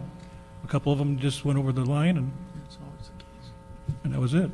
Thank you. Any response? Mr. Chair, I'm sorry. I wanted to ask the chief if he would respond to my question. I agree with Steve Tufts. In addition, the department over the course of the last 2 years has provided human relations training to all our personnel. We continue to provide that on an annual basis. We're providing leadership training to our officers, which is a big component of holding our first level supervisors accountable for their actions. In addition, in conjunction with the formation of our professional standards division, we are in the process of implementing a complaint tracking system which allows any individual, both internal or external, the ability to file a complaint, so that if there is any form of retaliation, harassment, or whatever, an individual has that ability to do so. So are we, as policymakers, are we putting more into this than we need to? Are we not giving the department a chance or evolve? I mean, in other words, are we being too, implicit, not I'm going to use the word oppressive, but It's going to take time, like anything else. It will take a culture shift, and you're not going to see that happen overnight. but this will help then. What we're doing right now will help. Yes, it will help. It will provide consistency in terms of the application, which was one of the major issues in the audit. Let me just follow up on that one point, which is that I understand why this morning folks, when they speak about this issue, might cite the example and precedent of the police department's inspector general. It's not the right example. And I just think this is so important for people to understand, because you can get kind of lost in the woods here. Police departments have as their mission to go out, investigate crimes, oftentimes encounter people, use force, encounter people who are using force against them, and deprive people of their liberty. That's what police departments do. As a result, police departments engage in the use of force against civilians, and they deprive people of their liberty. And that nature of that interaction with the public leads to a whole different set of complaints, almost always unfounded, but a whole different type of complaints against police officers. And that's and so you end up with this adversarial relationship when it comes to inspector general investigations between police officers and civilians out in the world at large. The sort of work that the independent assessor will be observing here, the sort of work that the new professional standards folks, or I forget what they're called, professional standards? Yeah. Professional standards at the fire department will be working on here, by and large, does not involve interactions between firefighters and the public, because the fire department, when it goes out in the world, is out there. I mean, almost always you're making things better for people. Even if you have to engage in triage, you're making things better for people. So these tend to be employee-to-employee contacts, employee-to-employee issues that give rise to these investigations. That is so different from 90+%, probably 99+% of the interactions that give rise to work for IA or PSB at the LAPD and the Inspector General. That's why I just don't think you add hammer on top of hammer on top of hammer. When you and we've got new leadership at the department. We have extraordinarily constructive leadership at UFLAC, at the Chiefs Association, and we have a mayor's office and everyone who is trying to keep a process going that is positive. And so for that reason, I think we need to be very, very, very careful about sort of like, I mean, I look at the language that Mr. Smith identified about sort of like overloading the anvils that sort of, are. And that's why I'm asking, this cultural shift occurring. Are we putting too much on this as policymakers? Are we getting some kind of result? And that's why I needed to hear that answer from both of them. That's why I'm asking this question. But I think Mr. Weezer is right that work can be done to move this forward, but I think all of us, I'm speaking for myself, but I think I'm speaking for most of us, I think all of us up here, we want to see agreement from all of you before we move forward. And if folks have concerns, I think this committee is going to have concerns. I think the council will have concerns. And I think you're correct, Mr. Weiss, and I would suggest that we move forward. We still have some time. We are working with a timeline of Wednesday where the Rules Committee needs to hear all items that would be on the March 2nd or 3rd. Is it 2nd or 3rd? 3rd ballot, March 3rd ballot. March 3rd. Yeah. Oh, that's right. March 3rd ballot. So we have a deadline of to meet Wednesday, but we still have some time to work with the commission to make sure that we look at this more specifically, because I think the intent of what we want, we're all in agreement, which is this is different from LAPD, and we want to make sure that the description does fit with the intent of the committee and hopefully the council. So you're making a motion? I'm making move it to rules, and if we could have this group, including the employees, representatives, to work out the intent of this committee, which is what we discussed here, to have it be more of an oversight and not get involved in the actual details of investigation, etc. I have a procedural question. This is the document that was drafted by the Fire Commission and went forward, was passed by the Fire Fire Commission. I don't believe it was something that was drafted by the... Sorry, when you say this, are you referring to the one that's headline class specification? Yes, the independent Fire assessor. independent assessor. It's a draft with the headline LA City of Los Angeles Civil Service Commission. That Correct. document? Yes. And from a procedural standpoint, are you now asking the department and the employee organizations to modify the language? I think that would be useful if they all concur that it is necessary. I think it'd be useful for council members to see that. But I think it would also be useful to see from the city attorney's office. Was it? No, I mean, ultimately, we can't vote on a job classification. That we don't get to do that.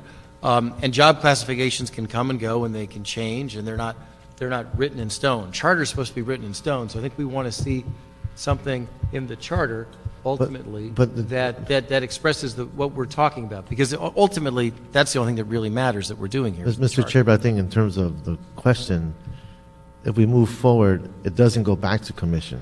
Well, it needs to go back to the commission. So does that mean we're going to have it within the time frame that Councilman Weissar wants? Can someone shed some light in terms of procedure here? Councilman, the concern is meeting the timeline for the ballot language. The ballot language is much broader in nature.